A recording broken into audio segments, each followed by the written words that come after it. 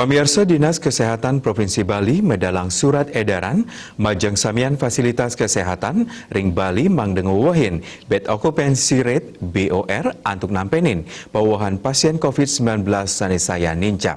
Surat edaran puniki ketujuan majeng rumah sakit swasta wiadi negeri sanewenten ring Provinsi Bali. Kepala Dinas Kesehatan Provinsi Bali Dr. Ketut Suarjaya Mausang, paiketanipun sampun mekarya surat edaran mangde Vaskes ngawuhin fasilitas tempat tidur pinekidik 30% saking kewentenan genah tempat tidur sandiwenten sedurung nyani. Saking penreksan sane sampun kelaksanayang suang-suang rumah sakit sampun ngawuhin genah tempat tidur. Ring kewentenan Rumah Sakit Bali Mandara teler sampun ngawuhin kantos 40% ya diastun sampun kawuhin.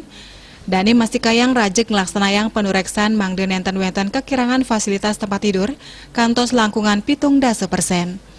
Tios punike rahinane dibi wenten pawohan pasien anyar COVID antuk sama sieda sepat diri, 6 diri pada miwah satak petang dase 6, kejantenang sampun kenak. Indik pasien sane kantun kerawat wenten langkungan kali tali diri, rumasuk roras diri warga negara asing, miwah 6 dase 5 diri saking Kabupaten Sanitiosan.